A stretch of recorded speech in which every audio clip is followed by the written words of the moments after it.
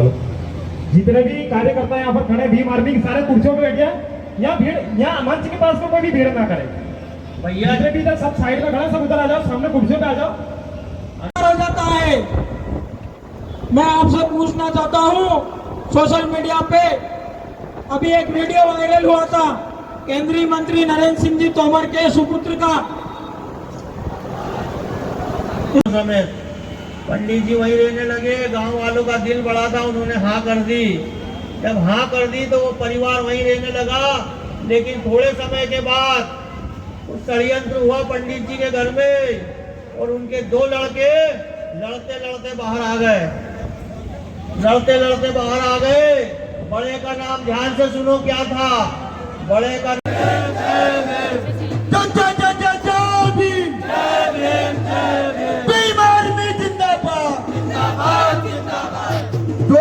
Azad Samaj party जिंदाबाद, जिंदाबाद, जिंदाबाद। भीम आर्मी जिंदाबाद, जिंदाबाद, जिंदाबाद।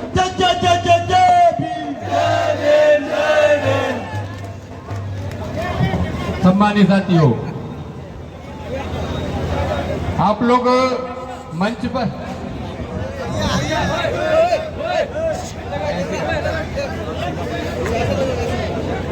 सम्मानित साथियों, जिनका आप काफी समय से इंतजार कर रहे थे, वो हमारे बीच में आज के मुख्य अतिथि आ चुके हैं। क्योंकि समय का अभाव होते हुए कि महापुरुषों के छायाचित्र पर माला अर्पण कर आजाद समाज पार्टी जिंदाबाद, आजाद समाज पार्टी जिंदाबाद। 220 चुनावी सभा में पधारे हमारे आलोट और चावड़ा के साथियों का दिल की गहराई से धन्यवाद। और हमारे बीच में हमारे जावरा के प्रत्याशी भाई दिलावर खान मामा जी, और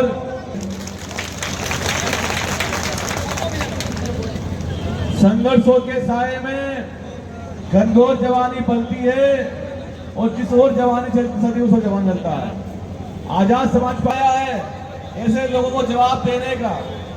तो साथियों, मैं आपसे विनम्र अपील करता हूं कि हमारे आजाद समाज पार्टी का चुनाव चिन्ह केतली है, और उस केतली पर नींव रखने का काम किया है।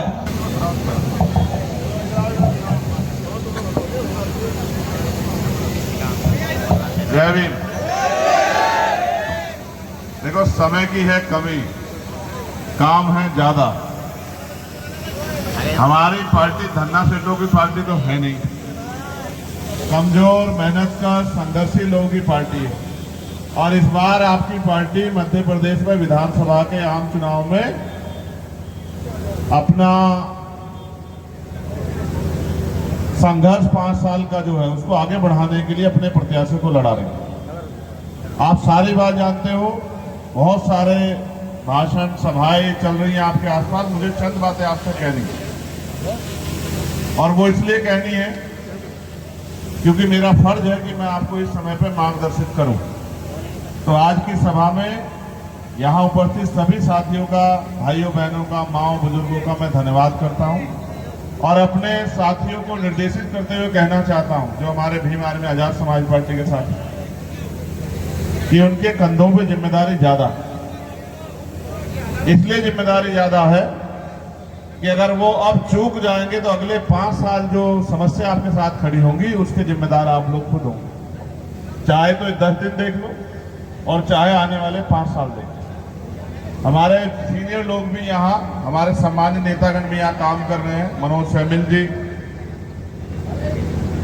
संतोष कल्याणी जी, राजवीर जी, यहाँ के जिले की जो टीम है, गोपाल भाई और तमाम साथी, वो भी अपना काम कर रहे हैं। मैं उनसे आग्रह करूंगा कि वो ज्यादा मेहनत करें। वोट डालने में कोई पैसा नहीं लगता है।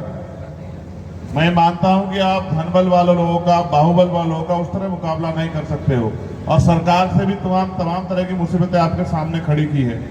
लेकिन अगर आप लोगों को वोट डालने के लिए अपने पक्ष में तैयार कर दो, तो मैं लिख के देता हूं कि वोट डालने में ना पैसा लगता है, ना ही बहुत संघर्ष करना पड़ता है, बस लोगों को अपनी बात समझानी पड़ती है। आपके सामने कई प्रत्याशी है, भाजपा का भी प्रत्याशी है, कांग्रेस का भी प्रत्याशी है। आपके मन में कई सारे सवाल होंगे। कुछ लोग आपको कहेंगे कि भाई उनको क्यों वोट दे रहे हो, आपकी वोट खराब हो जाएगी, आप गलत फैसला ले रहे हो। लेकिन सच ये है, गलत फैसले आपने अभी तक लिए। आप ये बताओ, यहाँ से अन्य दलों के प्रत्याशी जीते, आपका कुछ फायदा हुआ क्या? जीतने के बाद आपके घरों में आकर उन्होंने आपके हालात देखे क्या? आपकी लड़ाई लड़ी क्या? वो अभी चुनाव के बीच आपके पास आएंगे और बड़ी बड़ी बातें करेंगे। चुनाव के बाद आपको ढूंढे भी नहीं मिलेंगे। अगर आप कांग्रेस वालों को जिता दोगे, उनका ये नहीं पता कि वो 10 दिन बाद कांग्रेस में रहेगा, भाजपा में रहेगा, आपको ये भी नहीं पता है। देखा आपने, पिछली बार आपने बनाई थी नहीं बनाई थी? वो अपने लोगों ने भाजपा के विरोध में वोट दिया और वो लोग अपने निजी स्वार्थ में बिक के उन्होंने फिर भाजपा की बना दी।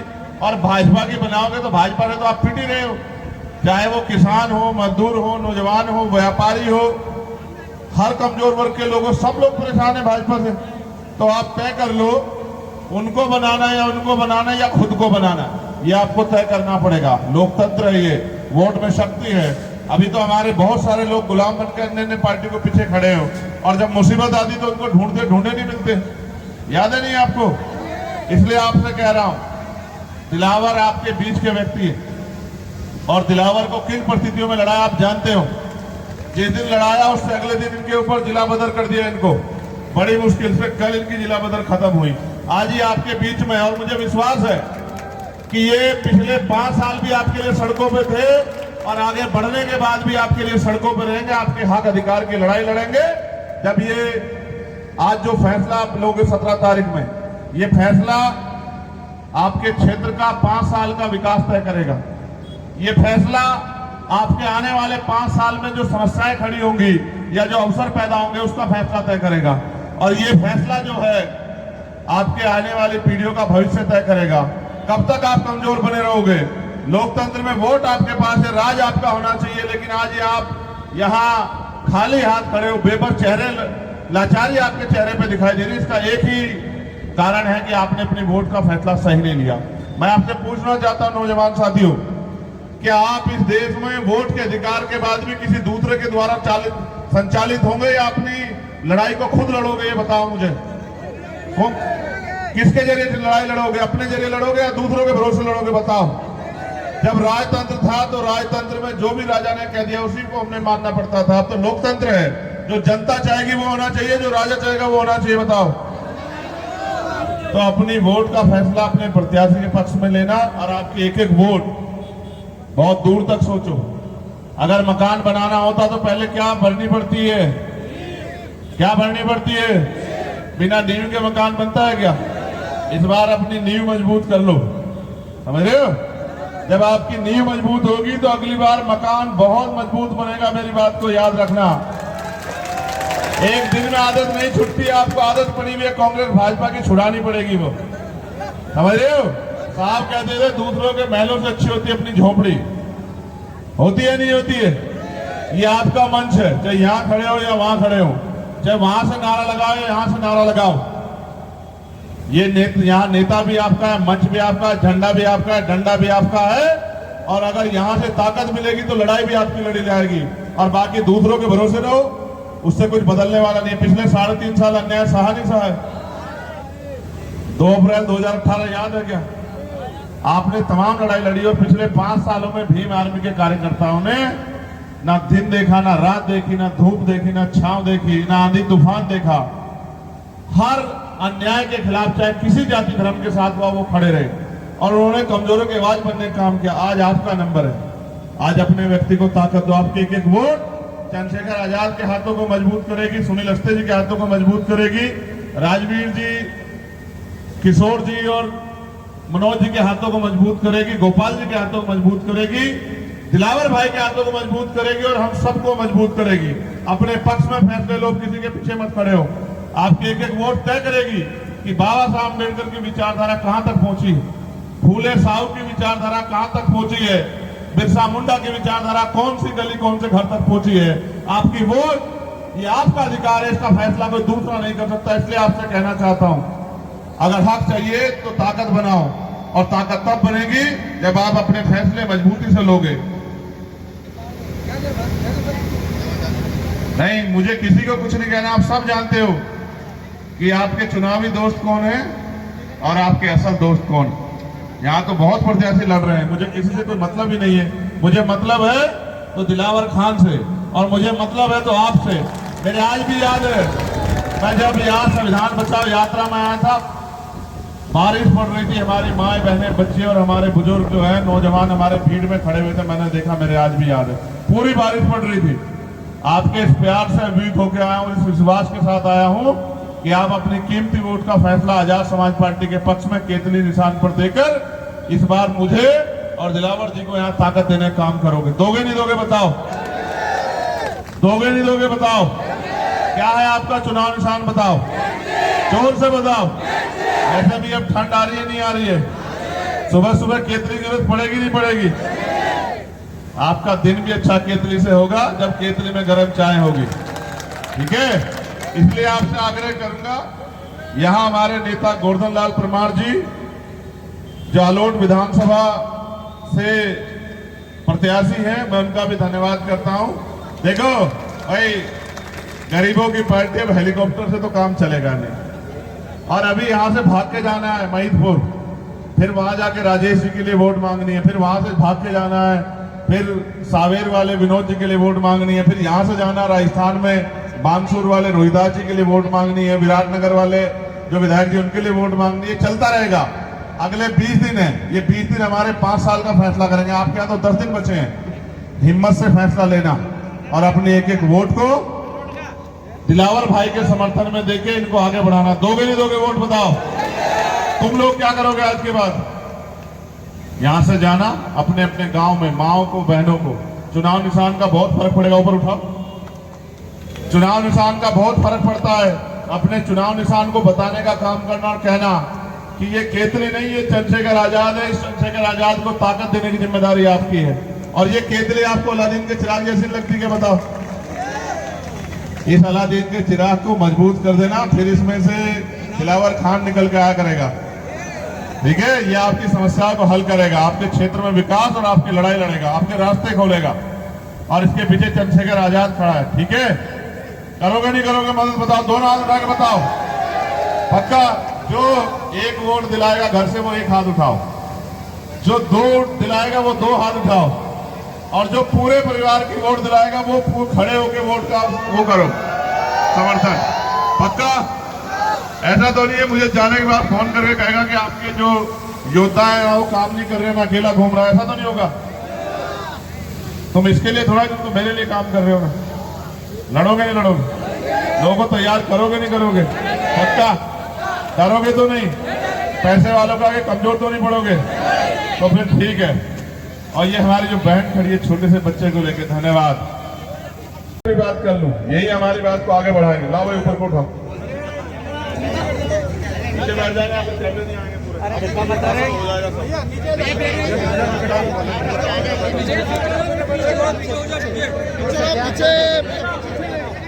1 मिनट शांत रहना बस।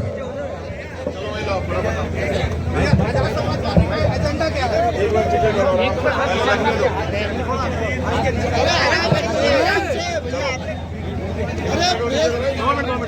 आजाद समाजवादी का एजेंडा क्या? मुख्य एजेंडा लोगों के पैरों पर खड़ा करना। और दिन हो गए हमारे लोग कांग्रेस बीजेपी को वोट देते हुए उनके प्रत्याशी जीतते हैं और वो अपने लोगों का भला करते हैं। अब हमने ये जिम्मेदारी अपने लोगों को लेनी है। सदियों से हमारे लोग आजाद भारत में भी सताए जाते रहे और उससे पहले भी। अब हम अपने वोट के लिए अपनी ताकत बनाएंगे और अपनी समस्याओं का हल करेंगे। प्रत्याशी उतारने में इतना समय क्यों लगा? कौन कह रहा है समय लगा? ये प्रत्याशी तो हमने चुनाव से पहले घोषित कर दिया था। आप थोड़े पीछे चल रहे हैं, तेजी बढ़ाइए। मीडिया को बहुत सतर्क रहना चाहिए। सर आपके ही जो खास मुद्दे सबके लिए सुलभ शिक्षा, कि गरीब के बच्चों को भी अच्छी शिक्षा मिले, सबको मुफ्त इलाज या ऐसा इलाज जो सबके सब आसानी से प्राप्त कर सकें, और जिन पे जमीन इनको जमीन, जिन पे रोजगार नहीं उनको रोजगार। और जो भ्रष्टाचार यहाँ फैल रहा है, 52% ओबीसी को 52% आरक्षण मिले, आदिवासियों को उनके जल जंगल जमीन पे अधिकार मिले, और जो कास्ट एट्रोसिटी हो रही है वो बंद हो, और लोगों के लिए आगे बढ़ने के रास्ते खुले, नौजवानों को रोजगार मिले, किसानों को उनकी फसल के दाम मिले, जो बुनियादी सुविधाएं, सबको अच्छा खाना पीने के लिए अच्छा पानी, रहने के लिए अच्छा घर मिले। ये और महिलाओं पे जो अन्याय अत्याचार हो रहे बंद हो, ये बुनियादी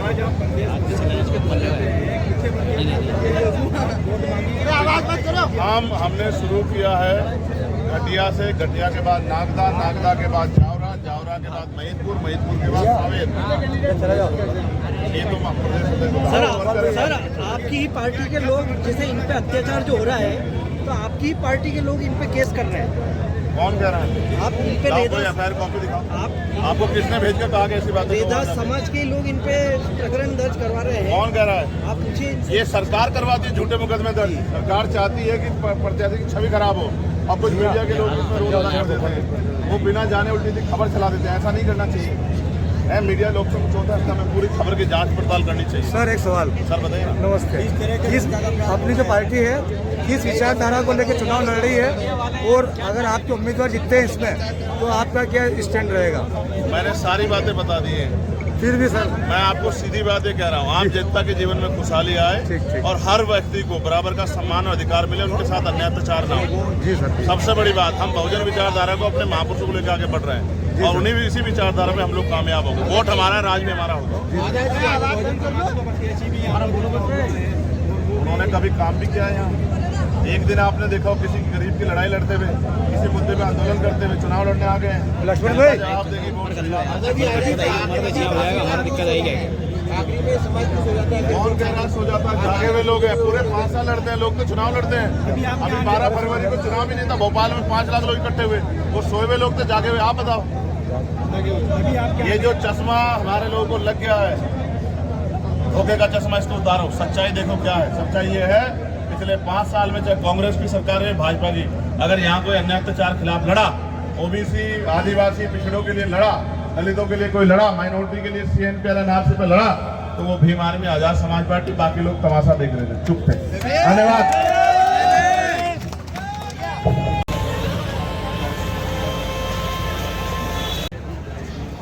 नमस्कार मित्रों, मैं वाहिद खान पठान आप सभी का बहुत बहुत स्वागत करता हूं। अभी विधानसभा चुनाव का समय चल रहा है और हर पार्टी अपने अपने पक्ष में मतदाताओं को लुभाने का प्रयास कर रही है ताकि अधिक से अधिक मतदाता उनके पक्ष में मतदान करें।